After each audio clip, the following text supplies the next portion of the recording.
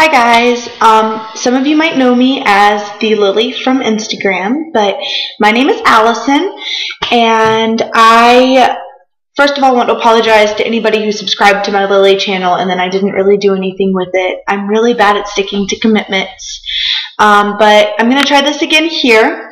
I kind of want to shift what I was doing with that over to something a little bit different and talk about like issues that come up a lot with cosplay. And the first thing that I want to talk about is something I was talking to a fellow cosplayer tonight, who I'm going to leave anonymous, but I do want to dedicate this video to her, about eating disorders. And I know, like, I'm starting out with a super heavy topic, and why am I not starting out with building props or antiquing something or sewing this or how to hem that? But honestly, because it's something that really hit home when she and I were talking about it, and how many cosplayers are dealing with this because they want to look just like this anime character or like that anime character. And it's really unfortunate that they feel like they're not going to be able to cosplay certain characters just because they don't have the right body. First of all, if you're one of those body shamers that goes to cons and tells people, why are you wearing that?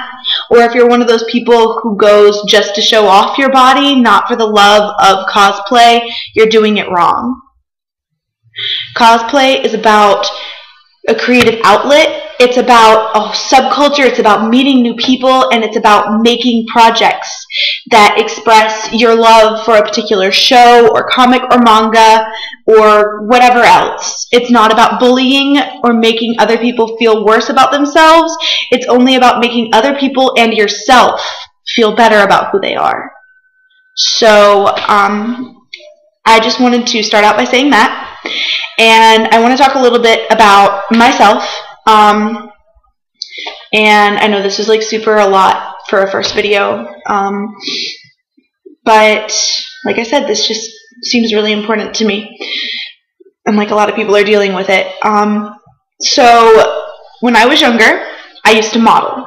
I am no longer involved in fashion modeling, although I do still like to do stuff for cosplay, mostly just helping out photographer friends and not like anything that's really paid or formal or anything like that. But if any cosplay companies want to, you know, like pick somebody up, I'm right here. But no, beside the point. And when I was modeling, I was pretty severely anorexic. There was a point in my life when I weighed 110, 111 pounds. I'm 5'5", and I'm very athletically built. I'm just going to stand up so you guys can get a little bit of a view. See, here's my body type, and I'm going to take off the shirt so you can see. I'm wearing a sports bra, don't worry guys. I'm pretty wide set. I'm not like super skinny, you know, but I'm also not overweight. And there's not extra fat on me. Maybe a little in the hips, but you know, everybody's got a little jiggle somewhere. If there's no jiggle, you know, you're still beautiful, but most people have it. So there's nothing wrong with that.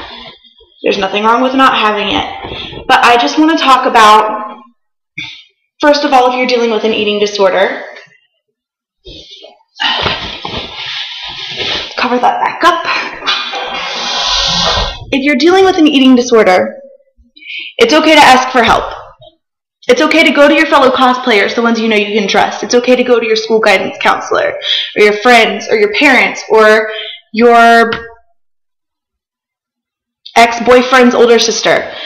I don't know. Whoever you trust, it's okay to go to them and tell them what you're dealing with. And second of all, don't be afraid when the weight starts coming on. It's going to come on. It's going to come on rapidly.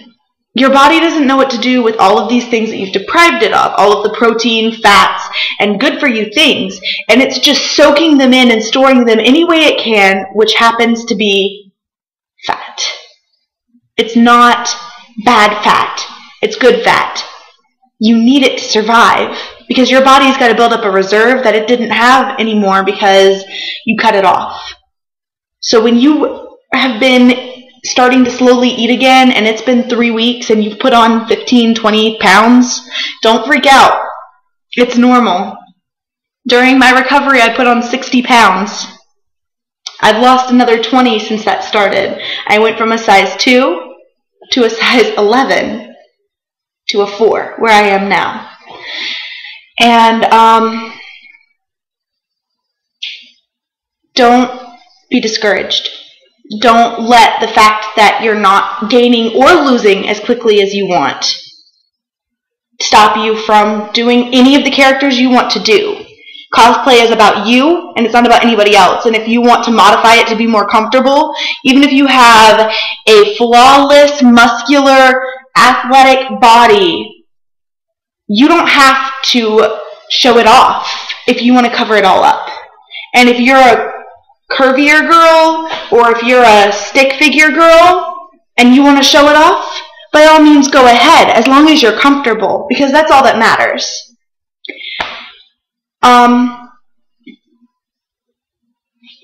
Now, there is the opposite end of the spectrum as well, and that's being too overweight. And a lot of people talk about, like, oh, you know, like, we need to stop fat shaming, but there's a lot of skinny shaming too. And what needs to be talked about is being healthy. So if you're overweight and you recognize that it's not a medical issue, but instead that it's something where you've let your dietary habits get out of control, or you didn't take yourself seriously about getting physically fit, it's not too late for that either. If someone with anorexia can recover and gain weight, you can certainly lose weight. So I want to start out by presenting a challenge for my channel, for any of my followers on Instagram, on my Facebook page, anything like that, and do it with me, because I'm going to be doing this too. I don't like the fact that my stomach is not toned as much as I'd like, and I don't like the fact that I really would like to lose about 5 more pounds to get down to that size 2 I used to be at. That doesn't mean that you have to be a size 2. That means that's my goal. I'm only 5'3", but I'm not trying to lose a ton of pounds either. I'm aware that I'm probably never going to weigh less than 137, 38 pounds. So that's okay. There's nothing wrong with that. They're just numbers. What's important is that you're happy with yourself and that you're physically fit. So starting tomorrow during the month of December, even though today's December 1st, but there's 31 days, I'm doing a 30-day water challenge. I'm going to be drinking at least 1 gallon of water every day.